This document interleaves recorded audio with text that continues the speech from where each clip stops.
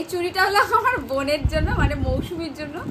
দেখো ছোট ছোট চুড়ি ওর ভালো লাগে পরতে, তো এই চুড়িটা ওর জন্য নেওয়া হয়েছে।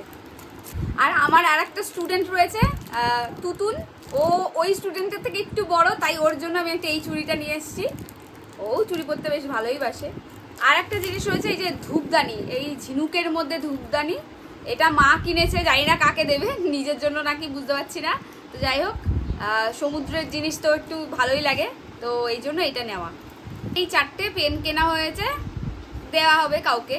তো যাই হোক, এই আমার কেনাকাটা, এই যে সব এখানে রেখেছি, এই ব্যাগ, এই জিনিসপত্র সব।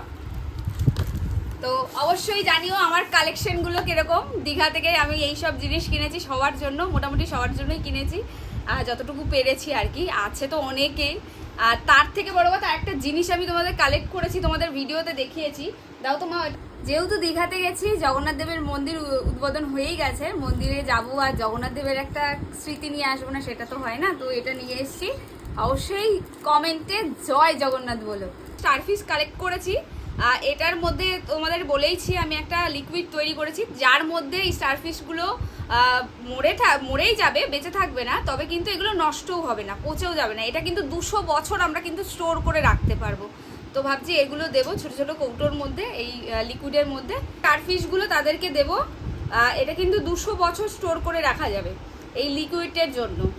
আর এটা কিন্তু অনেকেই জানো যে বেশিক্ষণ থাকে না, নষ্ট হয়ে যায়, আর নষ্ট হয়ে গেলে একদম বাজে পচা গন্ধ বেরোয়।